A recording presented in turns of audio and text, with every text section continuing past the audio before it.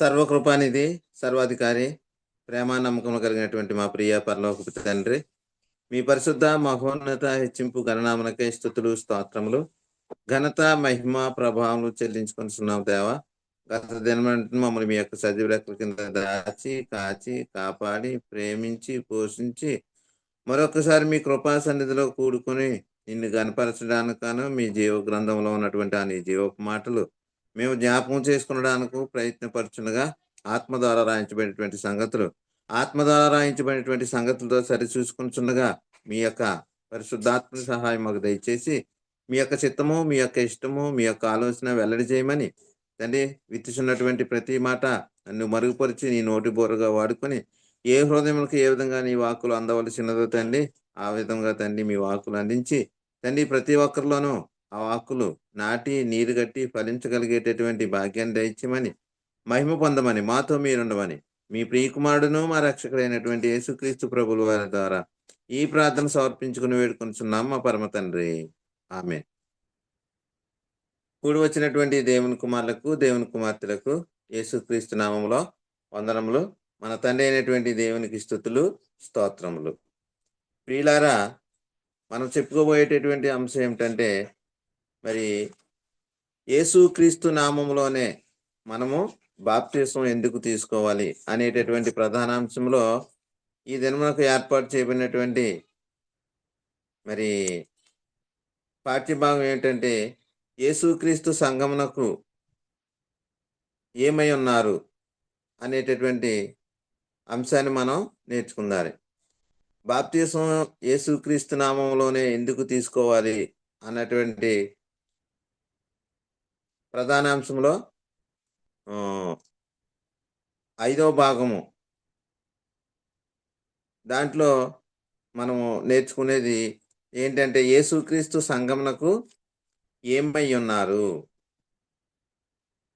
మరి యేసుక్రీస్తు నామంలోనే మనం బాప్తిసం తీసుకోవాలి అని మనం నేర్చుకుంటూ ఉన్నాం. దాంట్లో మరి యేసుక్రీస్తు నామంలోనే ఎందుకు బాప్తిసం తీసుకోవాలి అన్నటువంటి అంశాలు కొన్ని మనం బైబిల్ని పరిశీలన చేసి మనము మాట్లాడుకుందాం ప్రియులారా.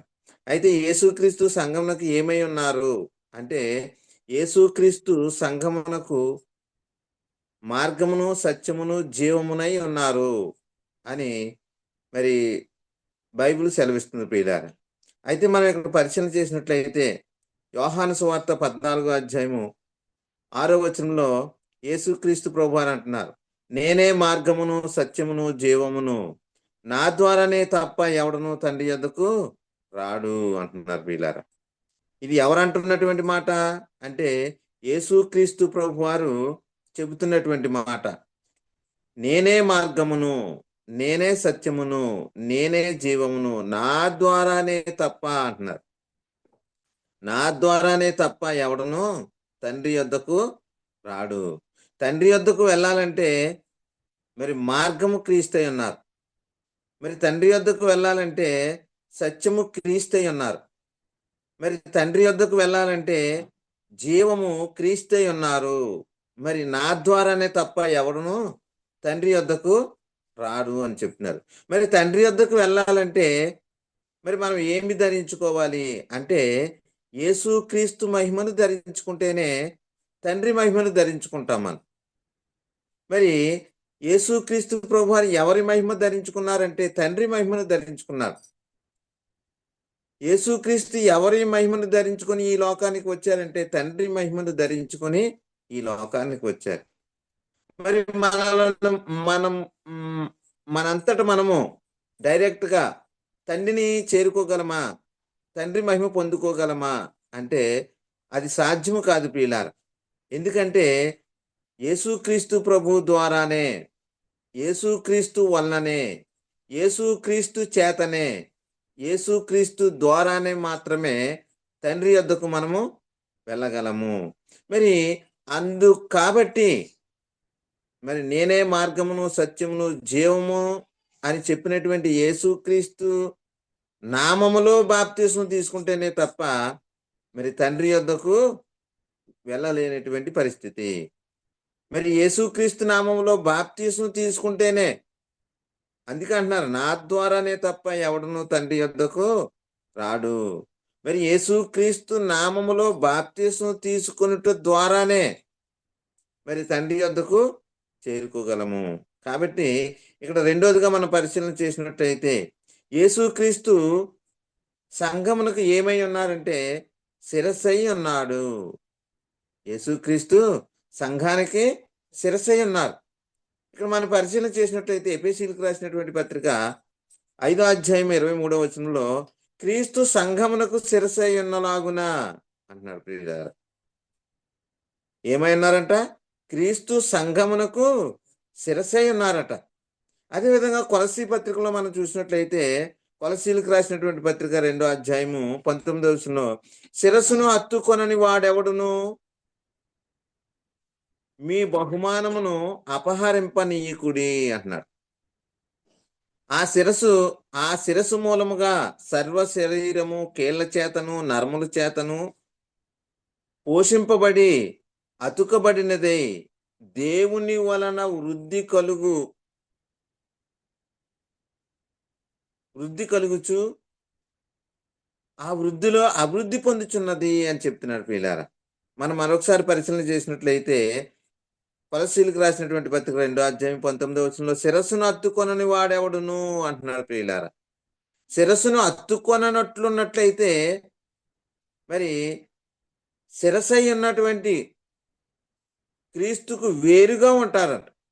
మరి వారెవరు అని చెప్తున్నాడు? శిరస్సును హత్తుకొనని వాడెవడును మీ బహుమానమును అపహరింపనీయకుడి. శిరస్సును హత్తుకొనటువంటి వాడు ఒకడున్నాడు. ఎవడంటే అపవాది. మరి అపవాది దేనిలో ఉండడంటే మరి శరీరంలో భాగముగా ఉండడు. అందుకే శిరస్సును హత్తుకొనని వాడు ఒకడున్నాడు. వాడు మీ బహుమానాన్ని అపహరిస్తాడు. ఆ శిరస్సు మూలముగా సర్వ శరీరము కీళ్ల చేతను నరముల చేతను పోషింపబడి అతుకబడినదై దేవుని వలన కలుగు వృద్ధితో అభివృద్ధి పొందుచున్నది అంటున్నాడు ప్రియులారా. దేవుని వలన కలిగేటటువంటి వృద్ధితో అభివృద్ధి పొందాలంటే మనము క్రీస్తు శిరస్సుగా కలిగినటువంటి శరీరంలో మనం అతకబడి ఉండాలి. మరి యేసుక్రీస్తుని ధరించుకోవాలి ప్రియులారా. యేసుక్రీస్తు నామములో బాప్తిస్మం తీసుకోవాలి. మరి యేసుక్రీస్తు నామములో బాప్తిస్మం తీసుకున్నట్లయితే మనకు ఎవరు శిరస్సుగా ఉంటారంటే క్రీస్తు శిరస్సుగా ఉంటాడు. మరి క్రీస్తును మరి హత్తుకొనని అంటే శిరస్సును హత్తుకొనని వాడు మరి శిరస్సును హత్తుకొనని దేహం ఏమై ఉంటుందంటే మృతమై ఉంటుంది. మరి ఆ దేహానికి శిరస్సు లేనట్లయితే ఆ దేహం ఏమవుతుందంటే మృతముగా ఉంటుంది. కాబట్టి మనం ఏం చేయబడాలంటే శిరస్సును హత్తుకునేటటువంటి వారిగా ఉండాలి. శిరస్సును హత్తుకోవాలంటే మరి శిరస్సు అయి ఉన్నటువంటి క్రీస్తును మనము ధరించుకోవాలంటే మరి యేసు క్రీస్తు నామములోనికి బాప్తిస్మము పొందుకోవాలి. ఇంకా మనం పరిశీలన చేసినట్లయితే మూడవదిగా సంఘము అను శరీరమునకు ఆయన శిరస్సు అంటున్నారు పిల్లలు. సంఘము అను శరీరమునకు ఆయన శిరస్సు. మరి ఈ సంఘము అనబడినటువంటి వారికి శిరస్సు ఎవరట? క్రీస్తు అని చెప్తుంది ప్రియులారా. కొలస్సీలకు రాసినటువంటి పత్రిక 1వ అధ్యాయం 18వ వచనంలో సంఘము అను శరీరమునకు ఆయనే శిరస్సు, ఆయనకు అన్నింటిలో ప్రాముఖ్యము కలుగు నిమిత్తము ఆయన ఆది అయ్యుండి మృతులలో నుండి లేచుటలో ఆది సంభూతుడాయను. మృతులలో నుండి లేచుటలో ఆది సంభూతుడయ్యారట. ఎవరు అంటే యేసు క్రీస్తు ప్రభువారు. సంఘం అనే శరీరముకు క్రీస్తు శిరస్సు. కాబట్టి క్రీస్తును ధరించుకోవాలి మనం. ఇంకేమన్నాడంటే క్రీస్తును కలిగి ఉండాలి మనము.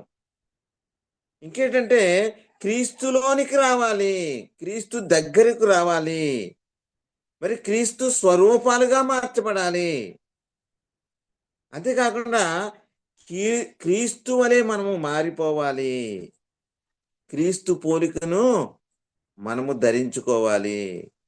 ఇవి ధరించుకోవాలంటే మనం ఏం చేయబడాలంటే యేసు క్రీస్తు నామములో మాత్రమే బాప్తిస్మం పొందుకోవాలి అని బైబిల్ సెలవిస్తుంది ప్రియులారా.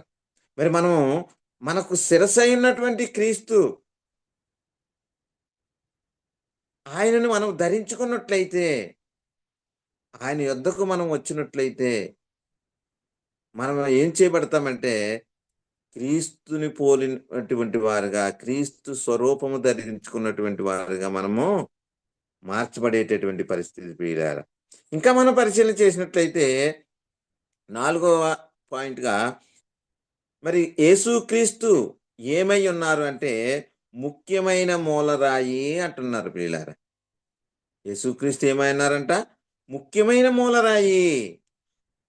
మరి మనం ఇక్కడ పరిశీలన చేసినట్లయితే ఎఫెసీయులకు రాసినటువంటి పత్రిక 2వ అధ్యాయం 20వ వచనంలో క్రీస్తు యేసే ముఖ్యమైన మూలరాయి అయి ఉండగా అపోస్తులను ప్రవక్తలను వేసిన పునాది మీద మీరు కట్టబడి ఉన్నారు అంటున్నాడు ప్రియులారా. ఏం చేయబడుతున్నామట? అపోస్తులు ప్రవక్తలు వేసినటువంటి పునాది మీద మనం కట్టబడాలంటే క్రీస్తు యేసే ముఖ్యమైన మూలరాయి. ఆ మూలరాయిని మనము చేరుకున్నప్పుడే, ఆ మూలరాయిని మనము ధరించుకున్నప్పుడే మనం ఏం చేయబడతామంటే అపోస్తులు ప్రవక్తలు వేసినటువంటి పునాది మీద మనము కట్టబడతాము. ఇక్కడ మనం పరిశీలన చేసినట్లయితే అపోస్తుల బోధ ఎవరిదంటే క్రీస్తుది.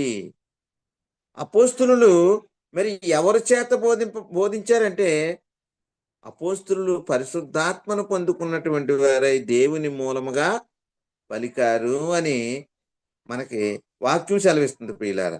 కాబట్టి మనము ముఖ్యమైనటువంటి మూలరాయి అయినటువంటి క్రీస్తుని చేరుకోవాలంటే మనం ఏం చేయబడాలంటే యేసు క్రీస్తు నామములో మనము బాప్తిస్మం పొందుకోవాలి. ఇంకా చెప్తున్నాడు ప్రియులారా. ఐదవ పాయింట్ చూసినట్లయితే ఈ పునాది యేసు క్రీస్తు అంటున్నారు ప్రియులారా. ఈ పునాది ఎవరట? యేసు క్రీస్తు. మరి కొరింథీయులకు రాసినటువంటి మొదటి పత్రిక 3వ అధ్యాయం 11వ వచనంలో మనం పరిశీలన చేసినట్లయితే వేయబడినది తప్ప మరి ఒక పునాది ఎవడునూ వేయనేరడు. వేయబడినది తప్ప మరి ఒక పునాది ఎవడూ వేయనేరడు. ఈ పునాది ఎవరు వేసిందంటే తండ్రి అయినటువంటి దేవుడు వేసినటువంటి పునాది. ఆ పునాది మీద కట్టబడాలి. అంతేగాని మరి ఒక పునాది వేయడానికి మనము ప్రయత్నం చేయకూడదు. ఆ పునాది మీద మనం కట్టబడాలంటే మరి ఈ పునాది యేసు క్రీస్తే అంటున్నాడు ప్రియులారా. ఈ పునాది యేసు క్రీస్తే. ఈ పునాది మీద మనం కట్టబడాలంటే యేసు క్రీస్తు నామములో మనము బాప్తిస్మం పొందుకోవాలి అని వాక్యం సెలవిస్తుంది ప్రియులారా.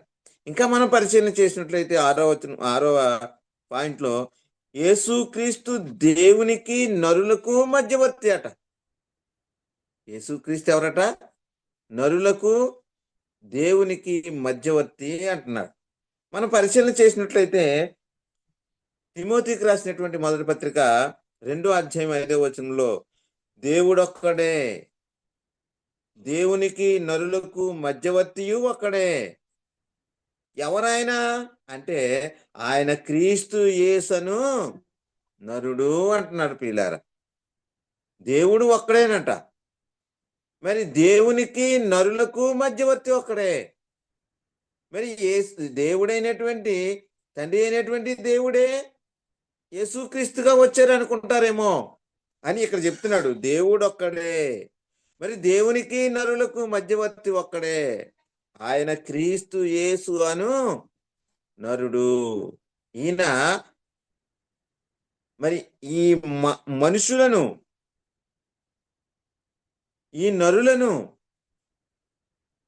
దేవుని యొద్దకు చేర్చడానికి, దేవునితో సమాధానపరచడానికి మరి మధ్యవర్తిగా వచ్చారు అంటున్నారు ప్రియులారా. ఆ మధ్యవర్తిగా వచ్చినటువంటి ఆయన ఎవరంటే క్రీస్తు యేసు అను నరుడు. మరి ఈ మధ్యవర్తి మీద మనము ఆధారపడాలంటే ఈ మధ్యవర్తి మన పక్షముగా దేవునితో సమాధానపరచాలంటే మరి మనం ఎవరిని ఆనుకోవాలంటే మధ్యవర్తి మీద మనము ఆనుకోవలసినటువంటి అవసరం ఉన్నది. మధ్యవర్తి మీద మనము ఆధారపడవలసి ఉన్నది. కాబట్టి ఆ మధ్యవర్తి అయినటువంటి యేసుక్రీస్తు నామములో మనము బాప్తీసం పొందుకోవాలి. ఆ యేసుక్రీస్తు నామములో మనం బాప్తీసం పొందుకున్నట్లయితే దేవునికి ఎవరైతే బాప్తీసం పొందుకొని యేసుక్రీస్తు వద్దకు వస్తున్నారో వారి పక్షముగా మధ్యవర్తిగా యేసుక్రీస్తు ఉంటారని మనము గుర్తెరగవలసినటువంటి అవసరం ఉన్నది ప్రియులారా. ఇంకా మనం పరిశీలన చేసినట్లయితే ఇంకా చెప్తున్నాడు 7వ వచనంలోని 7వ పాయింట్ మనం పరిశీలన చేసినట్లయితే ఈయన ద్వారా దేవుని యొద్దకు వచ్చి వారి పక్షమున విజ్ఞాపన చేయుటకు ఉత్తరవాదిగా ఉన్నారు అంటున్నారు ప్రియులారా. ఈయన ఎవరట? ఉత్తరవాదిగా ఉన్నారు అంటున్నారు. మనం పరిశీలన చేసినట్లయితే ఎబ్రియులకు రాసినటువంటి పత్రిక 7వ అధ్యాయం 25వ వచనంలో ఈయన తన ద్వారా దేవుటకు నిరంతరము జీవించుచున్నాడు గనుక వారిని సంపూర్ణముగా రక్షించుటకు శక్తిమంతుడై ఉన్నాడు అంటున్నాడు పిల్లలు. ఈయన ఎవరట? ఈయన తన ద్వారా దేవుని యొద్దకు వచ్చి వారి పక్షమున, ఈయన యేసుక్రీస్తు తన ద్వారా దేవుని యొద్దకు వచ్చి వారి పక్షమున, ఎవరైతే దేవుని యొద్దకు వస్తున్నారో వారి పక్షమున విజ్ఞాపన చేయుటకు నిరంతరము జీవించుచున్నాడు అంటున్నాడు ప్రియులారా. ఈ జీవించి ఆయన ఏం చేస్తున్నాడంట? గనుక వారిని సంపూర్ణులుగా రక్షించుటకు శక్తిమంతుడై ఉన్నాడు. సంపూర్ణముగా రక్షించడానికి శక్తి కలిగినటువంటి యేసుక్రీస్తు దగ్గర మనం ఏం చేయాలంటే, మనము ఆయన యొద్దకు చేరుకోవాలంటే, మన పక్షముగా ఆయన విజ్ఞాపన చేయాలి అంటే మనము ఆయనలోనికి మనము బాప్తీసం పొందుకోవాలి. యేసుక్రీస్తు నామంలో మనము బాప్తీసం పొందుకోవాలని సెలవిస్తుంది ప్రియులారా. ఇంకా మనం పరిశీలన చేసినట్లయితే మన కొరకు విజ్ఞాపన చేయువాడు అంటున్నారు. మన కొరకు విజ్ఞాపన చేయువాడట. మరి మృతులలో నుండి లేచిన తర్వాత యాజకత్వం జరిగిస్తున్నారు ఈయన మృతులలో నుండి పునరుద్ధరణ లేచిన తర్వాత ఆయన ఏం పొందుకున్నాడంట? పరలోకమందును భూమి మీదను పాతాళ లోకమందును ఏం పొందుకున్నారట? అధికారం పొందుకున్నారట. మరి ఈయన దేవుని యొద్ద యాజకత్వం జరిగిస్తున్నారట. కాబట్టి మనం పరిశీలన చేసినట్లయితే రోమీలకు రాసినటువంటి పత్రిక 8వ అధ్యాయము 34వ వచనంలో అంటున్నాడు, శిక్ష విధించు వాడెవడు? చనిపోయిన క్రీస్తు యేసే. అంతేకాదు మృతులలో నుండి లేచిన వాడును దేవుని కుడిపార్శ్వమున ఉన్నవాడును మన కొరకు విజ్ఞాపనము చేయువాడును ఆయనే అంటున్నాడు ప్రియులారా. ఎవరట? శిక్ష విధించువాడెవరు? చనిపోయిన క్రీస్తు యేసే అంటున్నాడు ప్రియులారా. ఇంకా చెప్తున్నాడు, అంతేకాదు శిక్ష విధించువాడే కాదు, ఇంకేమన్నాడు? మృతులలో నుండి లేచిన వాడును. మృతులలో నుండి లేచిన వారు ఎవరంటే, ఈ లోకం పుట్టింది మొదలుకొని ఇప్పటి వరకు మృతులలో నుండి పునరుద్ధరణుడైనటువంటి వారు ఎవరంటే యేసుక్రీస్తే. ఎవరైతే యేసుక్రీస్తునందు బాప్తీసం పొందుకుంటారో, మరి యేసుక్రీస్తు ఏ విధంగా అయితే మృతులలో నుండి పునరుద్ధానుడయ్యాడో, ఆ పునరుద్ధానుడైనటువంటి ఆ యేసుక్రీస్తుని ఎవరైతే అంగీకరిస్తారో వారిని మరి జీవముతో నింపి మృతులలో నుండి లేపగలిగేటటువంటి వాడు యేసుక్రీస్తే. కాబట్టి ఆయనలోనికి మాత్రమే మనము బాప్తీసం పొందుకోవాలి. మృతులలో నుండి లేచిన వాడును దేవుని కుడిపార్శ్వమున ఉన్నవాడును అంటున్నాడు. మృతులలో నుండి లేచాడు, దేవుని కుడిపార్శ్వమున ఆసీనుడై ఉన్నాడు. ఇంకా చెప్తున్నాడు, మన కొరకు విజ్ఞాపన కూడా చేయువాడు ఆయనే. ఇంకేమన్నాడు? అని మనం పరిశీలన చేసినట్లయితే 9వ పాయింట్లో ఎవడైనను పాపం చేసిన యెడల నీతిమంతుడైన యేసుక్రీస్తు అని ఉత్తరవాది తండ్రి యొద్ద మనకున్నాడట. ఈయన ఎవరట? ఉత్తరవాది అంటున్నాడు. ఉత్తరవాది. మనం పరిశీలన చేసినట్లయితే ఇక్కడ మరి ఉత్తరవాది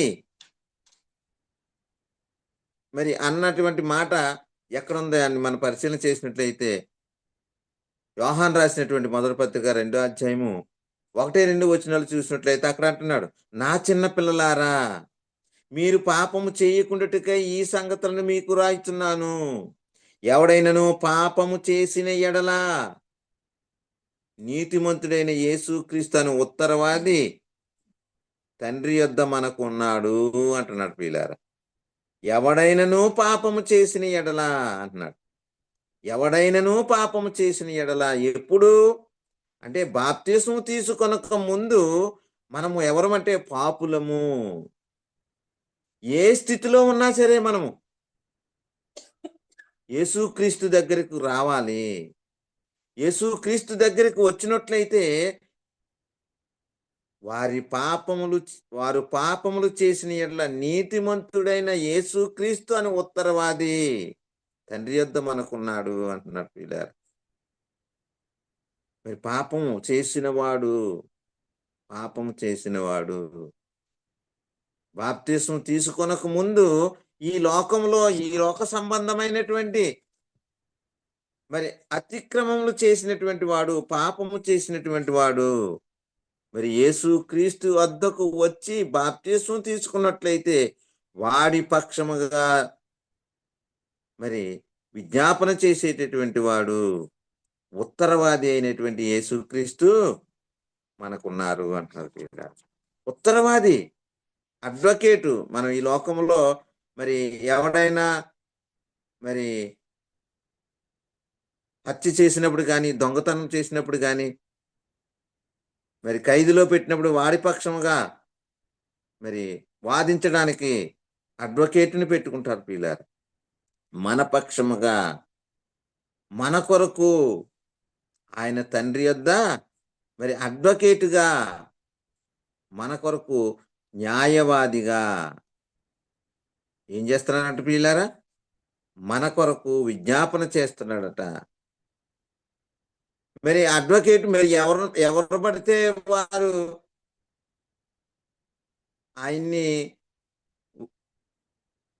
ఆయన్ని ఉపయోగించుకోగలరా? అంటే ఎవరైతే ఆయన్ని ఆశ్రయిస్తారో, ఎవరైతే ఆయన యొద్దకు వెళ్తారో, మరి వెళ్ళిన వారి పక్షమున ఆయన వాదిస్తాడు. అంతేగాని ఎవరు పడితే వారు పక్షాన వాదించడానికి అవకాశం ఉంటుందంటే మరి వారు ఆయనని ఎన్నుకోవాలా. ఈయన నా పక్షముగా వాదిస్తాడు అని మనం చెప్పాలి. ఆ విధంగా మనం మన కొరకు ఉత్తరవాది అయినటువంటి యేసుక్రీస్తు వద్దకు మనం రావాలంటే యేసుక్రీస్తు నామములో మనము బాప్తిస్మం పొందుకోవాలి. యేసుక్రీస్తు నామములో మనం బాప్తిస్మం పొందుకున్నట్లయితే యేసుక్రీస్తు అని ఉత్తరవాది తండ్రి యొద్ద మనకున్నాడు అంటున్నాడు ప్రియులారా. ఇంకా మనం పరిశీలన చేసినట్లయితే 2వ వచనంలో ఆయనే మన పాపములకు శాంతికరమై ఉన్నాడు. ఆయనే మన పాపములకు శాంతికరమై ఉన్నాడు. ఇంకా చెప్తున్నాడు ప్రియులారా, మన పాపములకు మాత్రమే కాదు సర్వలోకమునకు శాంతికరమై ఉన్నాడు. సర్వలోకములో ఉన్నటువంటి వారందరూ కూడా ఎవరి యొద్దకు రావాలంట? క్రీస్తు దగ్గరకు రావాలి. సర్వలోకములో ఉన్నటువంటి వారికి శాంతినిచ్చేవాడు ఎవరంటే యేసుక్రీస్తు. సర్వలోకానికి శాంతినిచ్చేటటువంటి ఆ యేసుక్రీస్తు నామములో మాత్రమే మనము బాప్తిస్మం పొందుకోవాలి ప్రియులారా. ఇంకా మనం పరిశీలన చేసినట్లయితే 10వ పాయింట్లో జీవాహారము నేనే అంటున్నాడు ప్రియులారా. ఎవరంట? జీవాహారము నేనే అంటున్నాడు. యోహాను సువార్త 6వ అధ్యాయం 35, 48, 49, 50 వచనాలు మనం పరిశీలన చేసినట్లయితే అందుకు యేసు వారితో ఇట్లా నేను జీవాహారము నేనే, నా యొద్దకు వచ్చేవాడు ఏ మాత్రమును కొనడు అంటున్నాడు ప్రియులారా. ఇంకా చెప్తున్నాడు, విశ్వసించు వాడే నిత్య జీవము గలవాడు, జీవాహారము నేనే అంటున్నాడు. ఇంకా చెప్తున్నాడు, మీ పితరులు అరణ్యములో మన్నాను తినను చనిపోయిరి, దీనిని తినివాడు చావకుండునట్లు పరలోకం నుండి దిగి వచ్చిన ఆహారము ఇదే అంటున్నాడు. వీళ్ళ పితరులు మన్నా తిన్నారట, కానీ ఏమయ్యారు? చనిపోయారు. మరి ఈ జీవాహారమైనటువంటి యేసుక్రీస్తుని ఎవరైతే పూజిస్తారో వారు ఏమవుతారట? నిత్యము జీవించేటటువంటి వారుగా ఉంటారు. ఆ నిత్యము జీవించాలంటే ఆ జీవాహారము తినాలి. ఆ జీవాహారము భుజించాలంటే యేసుక్రీస్తు నామములో మాత్రమే బాప్తిస్మం పొందుకోవాలి. ఆ యేసుక్రీస్తు నామములో బాప్తిస్మం పొందుకున్న వారికి మాత్రమే ఆ జీవాహారమైనటువంటి యేసుక్రీస్తు శరీర రక్తాలు ఇవ్వబడతాయి. అందుకే అంటున్నాడు, జీవాహారము నేనే, నా యొద్దకు వచ్చివాడు ఏ మాత్రము ఆకలి కొనడు అంటున్నాడు. పిల్లారా, ఎవరైతే విశ్వసిస్తాడో వాడే నిత్య జీవము గలవాడు అంటున్నాడు. పిల్లారా, యేసుక్రీస్తు నాకు నిత్య జీవాన్ని ఇచ్చేటటువంటి వాడు, యేసుక్రీస్తు నాకు ఆకలిని తీర్చేటటువంటి వాడు అని ఎవరైతే ఆయన యొద్దకు వస్తారో, ఇక్కడ అంటున్నా, నా యొద్దకు వచ్చేవాడు ఏ మాత్రము ఆకలి కొనడు. ఆయన యొద్దకు వెళ్ళాలి. ఆయన యొద్దకు వెళ్ళడానికి అర్హత పొందుకోవాలంటే యేసుక్రీస్తు నామంలో బాప్తిస్మం పొందుకోవాలి అని బైబిల్ సెలవిస్తుంది. ప్రియులారా, ఇంకా మనం పరిశీలన చేసినట్లయితే 11వ పాయింట్గా, నిర్దోషమును నిష్కలంకమునకు గొర్రెపిల్ల అంటున్నాడు. ప్రియులారా, నిర్దోషి అంట, నిష్కలంకమునకు గొర్రెపిల్ల అంటున్నారు. ప్రియులారా, మనం పరిశీలన చేసినట్లయితే పేతురు రాసినటువంటి మొదటి పత్రిక 1వ అధ్యాయం 19వ వచనంలో, అమూల్యమైన రక్తము చేత అనగా నిర్దోషమును నిష్కలంకమునకు గొర్రెపిల్ల వంటి క్రీస్తు రక్తము చేత విమోచింపబడితిరని మీరు ఎరుగుదురు కదా. మనం విమోచింపబడాలంటే మనం ఎక్కడికి వెళ్ళాలంటే యేసుక్రీస్తు నామంలో బాప్తిసం పొందుకోవాలి. గొర్రెపిల్ల వంటి క్రీస్తు రక్తము చేత మనము కడగబడాలంటే యేసుక్రీస్తు నామంలో మనము బాప్తిసం పొందుకోవాలి. అమూల్యమైనటువంటి రక్తం అటది, దానికి వెల చెల్లించలేనటువంటిది. ప్రియులారా, అమూల్యమైనటువంటిది, మూల్యము చెల్లించలేనటువంటిది. మనం ఈ లోకంలో వెండి బంగారాలు ఇచ్చినా సరే, వెండి బంగారం వంటి క్షయ వస్తువుల చేత మీరు కొనబడలేదు, అమూల్యమైన రక్తము చేత. ఈ అమూల్యమైన రక్తం ఎలాంటిదంట? నిర్దోషము నిష్కలంకమునైనటువంటి గొర్రె పిల్ల వంటి రక్తము చేత మీరు విమోచింపబడితిరి. మనల్ని కడిగేటటువంటి వాడు, మనల్ని విమోచించేటటువంటి వాడు, మన కొరకు రక్తము కార్చేటటువంటి వాడు అయినటువంటి యేసుక్రీస్తు నామములో మనము బాప్తిసం పొందుకోవాలి. ఇంకా మనం పరిశీలన చేసినట్లయితే 12వ పాయింట్గా, గొర్రెలు పోవు ద్వారము నేనే అంటున్నాడు. పిల్లారా, ఎవరట గొర్రెలు అంటే? ఈ లోకంలో ఉన్నటువంటి మానవులు. వీరు వెళ్ళాలంటే మరి మార్గము కావాలి, ద్వారము కావాలి. ఆ మార్గము, ఆ ద్వారము ఎవరట?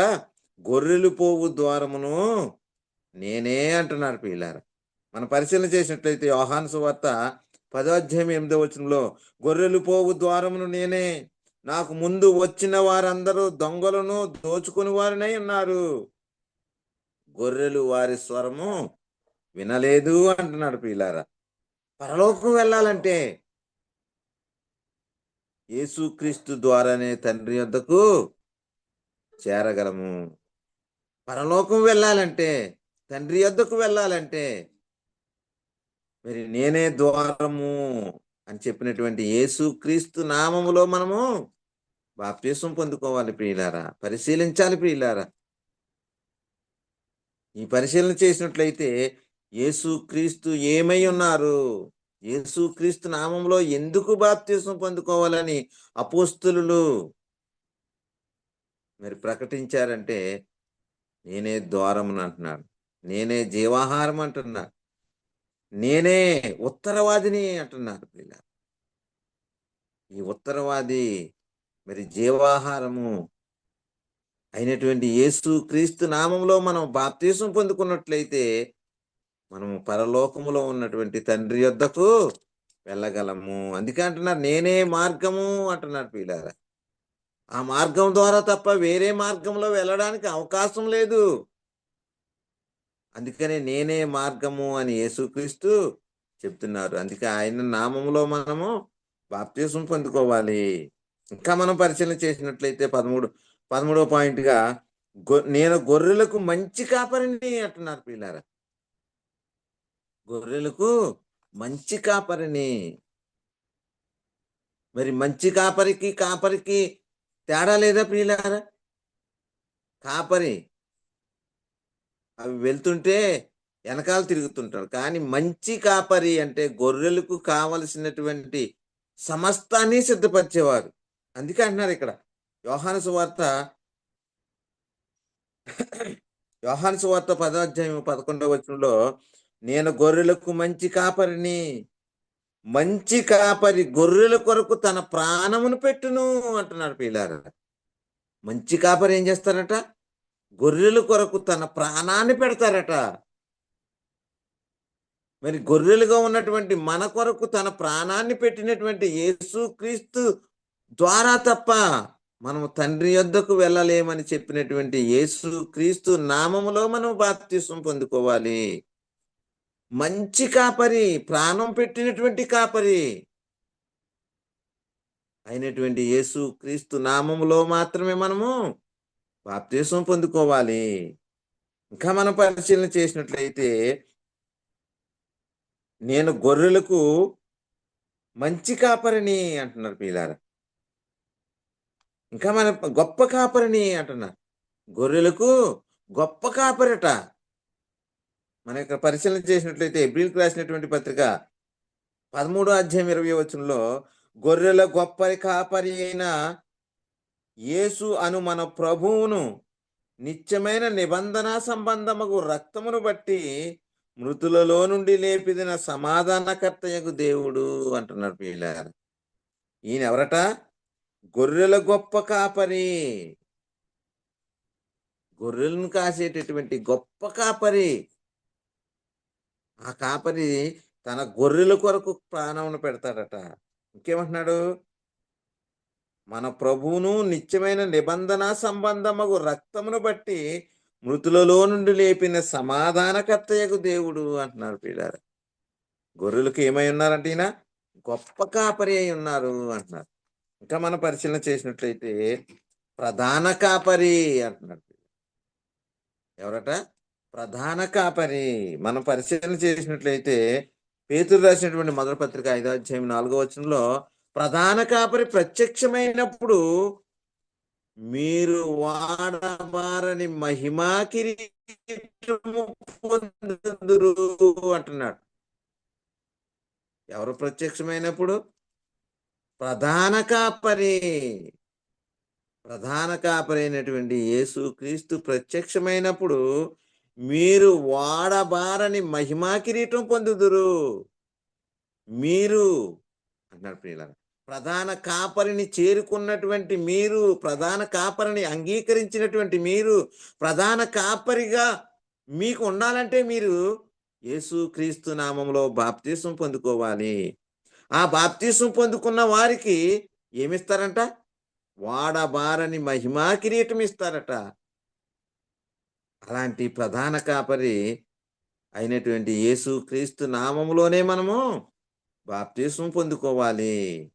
ఇంకా మనం పరిశీలన చేసినట్లయితే 16వ పాయింట్గా నేనే ద్వారమును. ఏమంటున్నారు? నేనే ద్వారమును అంటున్నారు ప్రియులారా. యోహాను సువార్త 10వ అధ్యాయం 9వ వచనంలో నేనే ద్వారమును, నా ద్వారా ఎవడైనను లోపల ప్రవేశించిన ఎడల వాడు రక్షింపబడిన వాడై లోపలికి పోవచ్చు బయటికి వచ్చుచు మేత మేయుచుండును అంటున్నాడు ప్రియులారా. ఈయన ద్వారా ఎవడైనా లోపలికి ప్రవేశించినట్లయితే వాడు ఏం చేయబడతాడట? రక్షింపబడిన వాడై, రక్షింపబడిన వాడై. మనము రక్షింపబడాలంటే నేనే ద్వారమైనటువంటి యేసు క్రీస్తు నామములో బాప్తిస్మం పొందుకోవాలి. మనము రక్షింపబడాలంటే ఆయన ద్వారానే మనం లోపలికి ప్రవేశించాలి.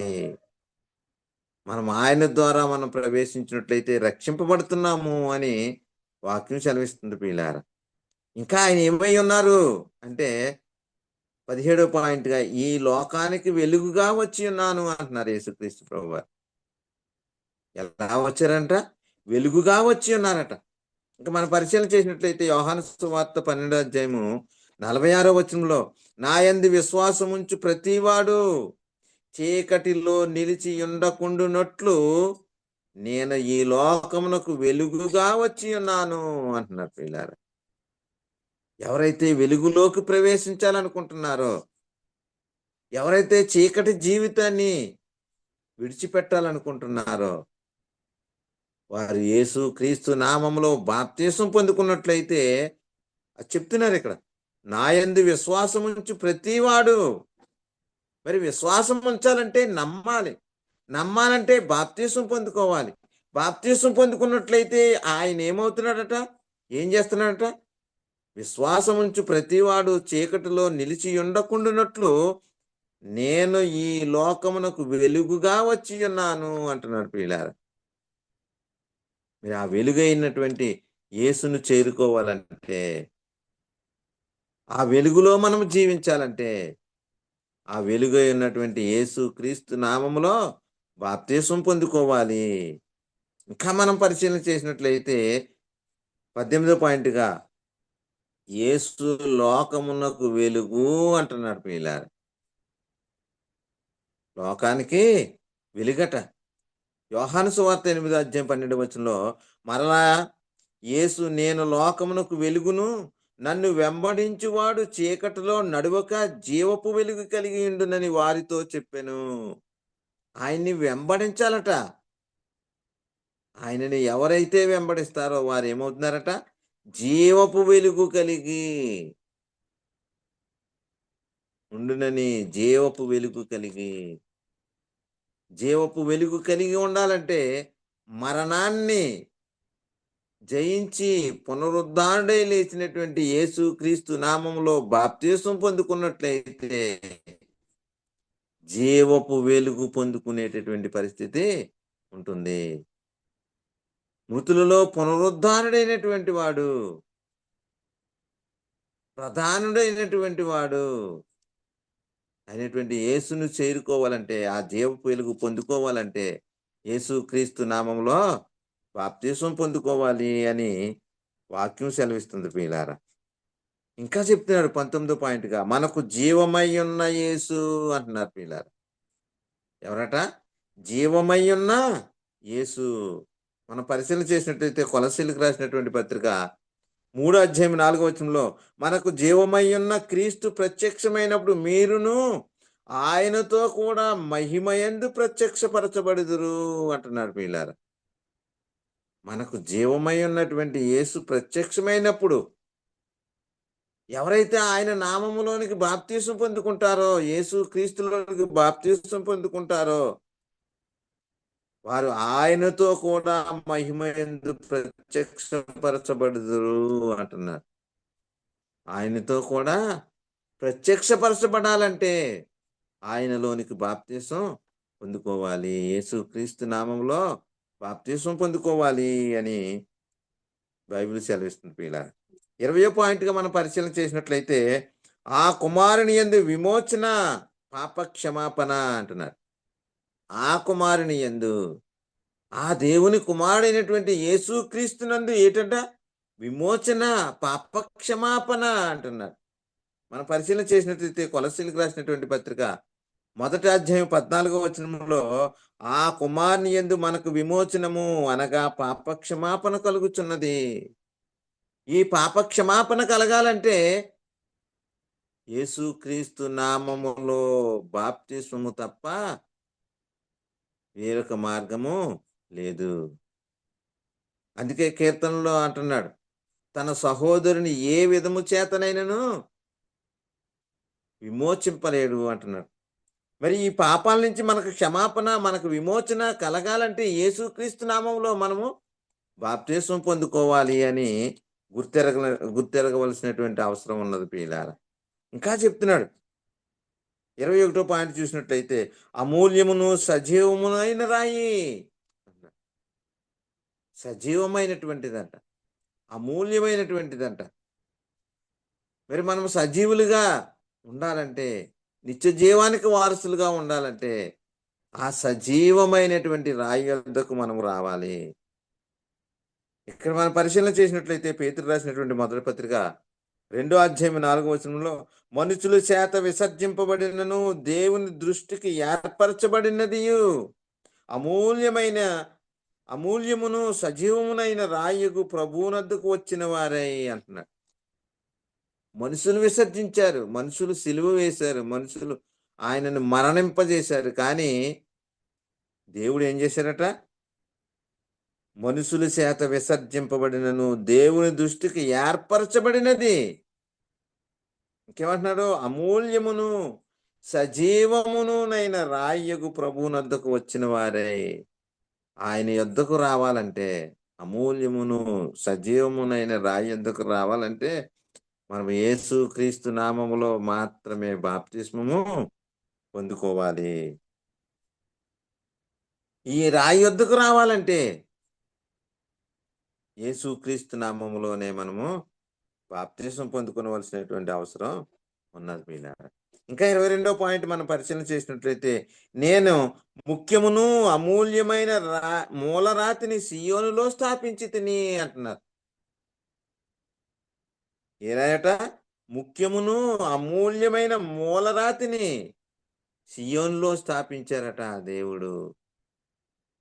మరి అమూల్యమైనటువంటి ముఖ్యమైనటువంటి ఆ మూలరాయి వద్దకు రావాలంటే యేసుక్రీస్తు నా ప్రభువు, నా రక్షకుడు, నా విమోచకుడు అని విశ్వసించి యేసుక్రీస్తు నామములో బాప్తిస్మం పొందుకోవాలి. ఇంకా మనం పరిశీలన చేసినట్లయితే మరి ఇక్కడ చెప్తున్నాడు, పేతురు రాసినటువంటి మొదటి పత్రిక 2వ అధ్యాయం 6వ వచనంలో, ఏలయనగా ఇదిగో నేను ముఖ్యమును ఏర్పరచబడినది అమూల్యమునగు రాతిని మూలరాతిని సియోన్లో స్థాపించుచున్నాను. ఆయన యందు విశ్వాసముంచువాడు ఏ మాత్రమును సిగ్గుపడడు అను మాట లేఖనముల యందు రాయబడి ఉన్నది. ఆయన యందు విశ్వాసముంచాలంట ప్రియులారా. ఆయన యందు విశ్వాసముంచినట్లయితే ఏ మాత్రము సిగ్గుపడట. ఇంకా మనం పరిశీలన చేసినట్లయితే యెషయా గ్రంథము 28వ అధ్యాయము 16వ వచనంలో మనం పరిశీలన చేసినట్లయితే అక్కడ చెప్తున్నాడు, ప్రభువు యెహోవా ఎలాగో సెలవిచ్చుచున్నాడు, సియోనులో పునాదిగా రాతిని వేసిన వాడను నేనే అంటున్నా. దేవుని చేత పునాదిగా వేయబడినటువంటి ఆ యేసుక్రీస్తు ని చేరుకోవాలి. అది పరిశోధింపబడిన రాయి, అమూల్యమైన తలరాయి, బహు స్థిరమైన పునాది అయిన మూలరాయి అయి ఉన్నది. విశ్వసించువాడు కలవరపడడు అంటున్నాడు పిల్లారు. ఈ రాయి ఎలాంటిదంట? పరిశోధింపబడినటువంటి రాయట, అమూల్యమైన తలరాయట, బహు స్థిరమైనటువంటి పునాది రాయి అంటున్నాడు. మరి ఇలాంటి అమూల్యమైనటువంటి పరిశోధింపబడినటువంటి స్థిరమైనటువంటి పునాదికి మూలరాయి అయినటువంటి యేసుక్రీస్తులోనికి మనం బాప్తిస్మం పొందుకున్నట్లయితే మనం తండ్రి ఉన్నటువంటి పరలోకానికి మనము వెళ్ళగలము. అందుకే నేనే మార్గమును సత్యమును జీవమును అంటున్నారు. సంఘానికి శిరస్సు అంటున్నారు, మరి జీవాహారము నేనే అంటున్నాడు. మరి ప్రధాన కాపరి, గొర్రెల గొప్ప కాపరి, గొర్రెల కొరకు తన ప్రాణం పెట్టేటటువంటి వారు అని సెలవిస్తున్నారు. అలాంటి యేసు వద్దకు మనం వెళ్ళినట్లయితే, ఆయనలో బాప్తిస్మం పొందుకున్నట్లయితే మనల్ని కాచేవాడుగా, మనల్ని తండ్రి యొద్దకు వెళ్ళడానికి మార్గముగా ఉన్నటువంటి యేసుక్రీస్తులోనికి మనము బాప్తిస్మం పొందుకోవాలి అని చెప్తున్నాడు ప్రియులారా. ఇంకా మనం పరిశీలన చేసినట్లయితే 23వ పాయింట్‌గా దేవుని వాగ్దానాలు ఎన్ని అయినను అన్నీ యేసుక్రీస్తునందు అవునన్నట్టున్నాయి. మరి అవునన్నట్టున్న వాడిని మనము విశ్వసించాలా? అవునన్నట్టున్న వాని యందు మనము బాప్తిసం పొందుకోవాలా? మరి అవునన్నట్టు ఉన్నటువంటి ఆయన యొద్దకు మనము చేరాలి. మరి అదే అంటున్నాడు, దేవుని వాగ్దానాలు ఎన్నైతే ఉన్నాయో అనాది నుంచి ప్రవక్తల చేత, యాజకుల చేత మరి దేవుడు ప్రవచించినటువంటి ఆ ప్రవచనాలు, ఆ వాగ్దానాలు ఎన్నైతే ఉన్నాయో అన్నీ యేసుక్రీస్తునందు అవునన్నట్టున్నాయి. ఆ అవునన్నట్టున్నటువంటి యేసుక్రీస్తు నామంలో మనము బాప్తిసం పొందుకోవాలి. ఇక్కడ చెప్తున్నారు, కొరింథీయులకు రాసినటువంటి 2వ పత్రిక 1వ అధ్యాయం 20వ వచనంలో చూసినట్టయితే, దేవుని వాగ్దానాలు ఎన్నైనను అన్నియు క్రీస్తునందు అవునన్నట్టుగానే ఉన్నవి గనుక మన ద్వారా దేవుని యొద్దకు మహిమ కలుగుటకై అవి ఆయన వలన నిశ్చయములై ఉన్నవి అంటున్నారు ప్రియులారా. దేవుని వాగ్దానాలు ఎన్నైతే ఉన్నాయో అవన్నీ కూడా యేసుక్రీస్తునందు అవునన్నట్టున్నవి ప్రియులారా. ఈ అవునన్నట్టున్నటువంటి యేసుక్రీస్తు నామంలో మాత్రమే మనము బాప్తిసం పొందుకోవాలి. 24వ పాయింట్ మనం చూసినట్లయితే, పునరుద్ధానమును జీవమును నేనే అంటున్నారు. పునరుద్ధానము జీవము నేనే. మరి క్రైస్తవుని యొక్క నిరీక్షణ ఏంటంటే పునరుద్ధానం పొందుకోవాలి. పునరుద్ధానములో పాలివారవ్వాలి. మరి ఇక్కడ మనం పరిశీలన చేసినట్లయితే యోహాను సువార్త 11వ అధ్యాయం 25వ వచనంలో, అందుకు యేసు పునరుద్ధానమును జీవమును నేనే, నా యందు విశ్వాసముంచువాడు చనిపోయినను బ్రతుకును అన్నాడు. ఎవరైతే యేసుక్రీస్తునందు విశ్వాసం ఉంచుతారో వారు చనిపోయినను బ్రతుకును అంటున్నారు వీళ్ళ. మరి అలాంటి పునరుద్ధానం కలిగినటువంటి, జీవము కలిగినటువంటి యేసుక్రీస్తునందు మనం బాప్తిసం పొందుకున్నట్లయితే ఆ పునరుద్ధానమును పొందుకొనగలము. అందుకే పౌలు గారు అంటున్నారు, ఏ విధము చేతనైనను నేను ఆ పునరుద్ధానములో పాలివాడినవ్వటానికి సమస్తమును నష్టముగా ఎంచుకొనుచున్నాను అంటున్నారు. ఆ విధంగా మనం యేసుక్రీస్తులోనికి బాప్తిసం పొందుకొని ఆ పునరుద్ధానమును జీవము అయినటువంటి యేసును చేరుకోవాలి ప్రియులారా. ఇంకా మనం పరిశీలన చేసినట్టయితే, నేను లోకమును జయించి ఉన్నాను అంటున్నారు. మరి ఈ లోకాన్ని జయించాలంటే మరి యేసుక్రీస్తు నామములో మాత్రమే బాప్తిసం పొందుకోవాలి. మనం పరిశీలన చేసినట్లయితే యోహాను సువార్త 16వ అధ్యాయం 33వ వచనంలో, నా యందు మీకు సమాధానము కలుగునట్లు ఈ మాటలు మీతో చెప్పుచున్నాను. లోకములో మీకు శ్రమ కలుగును, అయినను ధైర్యము తెచ్చుకొనుడి, నేను లోకమును జయించి ఉన్నానెను అంటున్నారు పిల్లారా. ఈ లోకంలో శ్రమ వచ్చినా, హింస వచ్చినా, కరువు వచ్చినా, ఏమి వచ్చినా ఏం చేయమంటున్నారు? ధైర్యము తెచ్చుకొనుడి, నేను లోకమును జయించి ఉన్నాను. లోకాన్ని, పాపాన్ని జయించి, మరణాన్ని జయించి పునరుద్ధానుడిగా లేచాడు యేసుక్రీస్తు ప్రభువారు. ఆ పునరుద్ధానుడిగా లేచినటువంటి యేసుక్రీస్తుని మనము ధరించుకున్నట్లయితే, యేసుక్రీస్తులోనికి మనం బాప్తిసం పొందుకున్నట్లయితే మనము లోకమును జయించిన వారము అంటున్నారు ప్రియులారా. ఇంకా మనం పరిశీలన చేసినట్లయితే 26వ పాయింట్లో, అపోస్తలుడును ప్రధాన యాజకుడును అంటారు యేసుక్రీస్తు ప్రభువారు. అపోస్తలుడు మరి దేవుని చేత, అపోస్తలుడు అంటే పంపబడిన వారు అని, అపోస్తలుడు అంటే పంపబడిన వారు అని అర్థము. మరి దేవుని చేత పంపబడిన వారు ఉన్నారు, యేసుక్రీస్తు చేత పంపబడిన వారు, సంఘం చేత పంపబడినటువంటి అపోస్తులు ఉన్నారు. మరి దేవుని చేత పంపబడినటువంటి అపోస్తులుడును ప్రధాన యాజకుడును అయినటువంటి యేసుక్రీస్తు, దేవుని చేత పంపబడినటువంటి అపోస్తులుడు అయినటువంటి యేసుక్రీస్తులోనికి మనము బాప్తిసం పొందుకున్నట్లయితే మనము ఆయనను మన యాజకునిగా అంగీకరించగలము. ఇక్కడ చెప్తున్నాడు హెబ్రీయులకు రాసినటువంటి పత్రిక 3 అధ్యాయం 1 వచనంలో, ఇందువలన పరలోక సంబంధమైన పిలుపులో పాలు పొందిన పరిశుద్ధ సహోదరులారా, మనం ఒప్పుకొనిన దానికి అపోస్తలుడును, మనం ఏమైతే ఒప్పుకొని రక్షణ పొందుకుంటున్నామో, మనం ఏమైతే ఒప్పుకొని బాప్తిస్మం పొందుకుంటున్నామో, మనం ఏమైతే ఒప్పుకొని దేవుని సంబంధులుగా, మనం ఏమైతే ఒప్పుకొని దేవునితో సమాధాన పడడానికి మనం సిద్ధపడుతున్నామో, దానికి అపోస్తలుడును ప్రధాన యాజకుడైన యేసు మీద లక్ష్యముంచుడి. ఆయన మీద మాత్రమే మనం లక్ష్యముంచాలి. ఆయన మీద మాత్రమే మనం లక్ష్యముంచినట్లయితే ఆయన ఎవరట? మనకు అపోస్తలుడు, ప్రధాన యాజకుడు. ఆ అపోస్తలుడు, ప్రధాన యాజకుడు అయినటువంటి యేసు క్రీస్తు నామములో మనము బాప్తిస్మం పొందుకోవాలి. ఈ విధంగా మనం యేసుక్రీస్తు నామములో మనం ఎందుకు బాప్తిస్మం పొందుకోవాలంటే, ఆయన మార్గమై ఉన్నాడు, సత్యమై ఉన్నాడు, జీవమై ఉన్నాడు.